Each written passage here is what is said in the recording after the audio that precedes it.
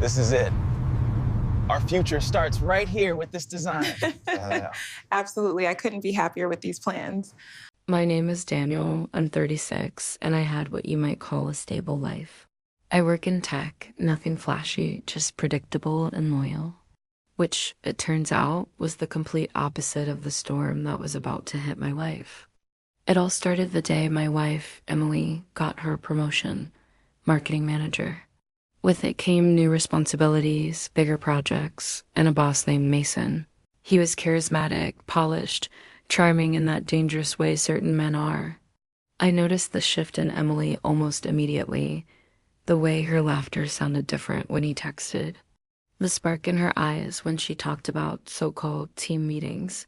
Suddenly, she was buying new clothes, staying out for late hours, and having working lunches that stretched into the afternoon. Still, I tried to be patient. I trusted her.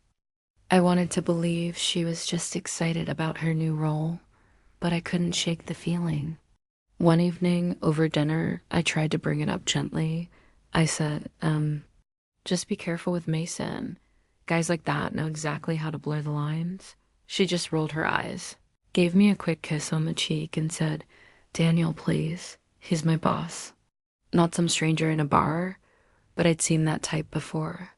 And the way he lingered near her during the company party, I felt like I knew a truth she refused to see. Weeks passed, and Emily grew more and more distant. Texts were deleted a little too quickly. Her phone was always placed face down on the table. The excuses started piling up, higher than the dishes in our sink. Then came the first real crack in our foundation. We were having dinner at our favorite Italian place, a spot filled with good memories. Between the flickering candlelight and the soft music, her phone just buzzed and buzzed nonstop. And every single message brought a smile to her face, a smile that I knew wasn't for me. When I asked who it was, she snapped, work, a client, but her voice shook. I knew that tone. It's the one people use when they're already halfway out the door. A week later, I found the proof. It was hidden carelessly in a drawer, a hotel receipt. For 2 nights, paid in cash. I just stood there, staring at it, feeling my chest tighten until I could barely breathe. When I finally confronted her, she didn't even try to deny it. Instead, she just whispered, Daniel, it's complicated. No, I said, my voice quiet but firm. It's simple. You slept with him. Her face just crumpled. Mason made me feel seen, she said, important. Like I mattered. Her words burned. Because I had spent years loving her, supporting her, believing in her, and apparently it still wasn't enough. She cried. She begged for understanding. She tried to justify it as a moment of weakness. But you can't put a bandage over a heart that you stabbed yourself. I walked out that night, not because I really wanted to leave her, but because I couldn't bear to look at the version of her that had chosen him over me. I drove for hours, just letting the empty road swallow my thoughts. And when I finally pulled over somewhere outside the city, I asked myself the real question, could I really survive a lifetime with someone who would betray me this easily? The universe answered for me the very next morning. When I woke up, I turned on my phone and I just froze. There were hundreds of messages. Not from Emily, but from Mason. I started scrolling, reading each one with a growing sense of disgust. Meet me tonight. I can't stop thinking about you. He doesn't appreciate you like I do. I want you in my life. And then I saw the one that shattered me. It was a message from Emily to him. It said, I'm leaving him. I can't do this anymore. Tell me what to do. So while I was out there drowning in my own heartbreak, she was busy planning her future with another man. Hours later, I came home to find her sitting on the couch.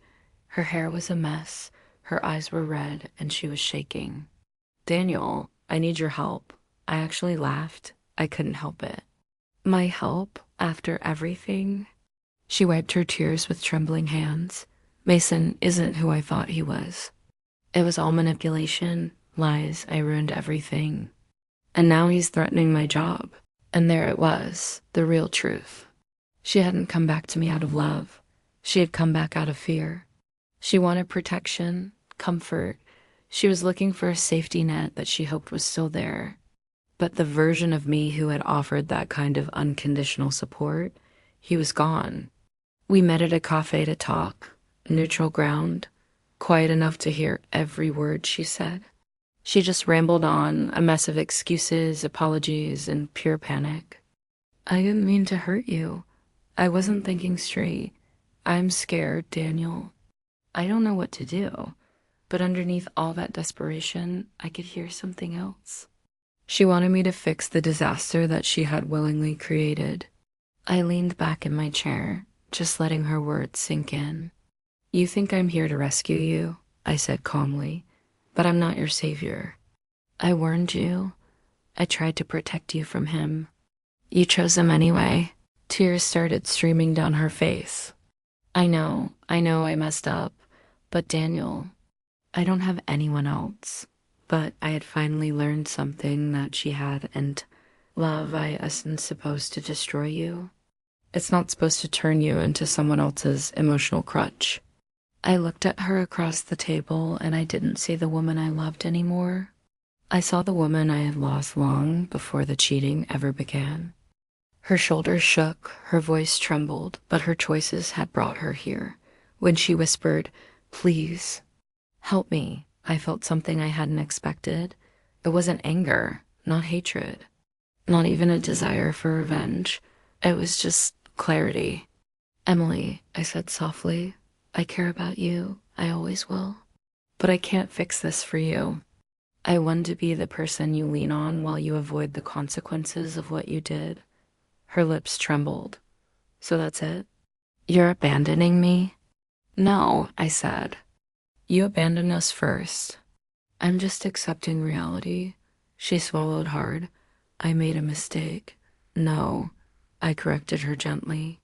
"You made a choice." That distinction hit her like a physical blow. For the first time, she didn't argue. She didn't plead. She didn't reach for my hand. She just nodded a tiny, broken acknowledgement that she had destroyed something she could never repair. We walked outside together. The cold air felt heavy with all the words left unsaid. At the door, she whispered, "I loved you." "You loved a version of me who expected nothing in return," I replied. "But I expect respect now." Her tears finally fell freely. "Goodbye, Daniel." I just watched her walk away. Her shoulders were hunched, her steps uneven, and her silhouette just got smaller with every heartbeat. I didn't chase her. Because sometimes strength isn't about holding on. Sometimes strength is finally letting someone face their own choices alone. And as I walked away in the opposite direction, I realized something powerful. Losing her didn't break me. Loving myself is what saved me. If you've ever been through something similar, know you're not alone. The journey to healing is tough, but it's possible. Thanks for listening to my story. Don't forget to like and subscribe for more content.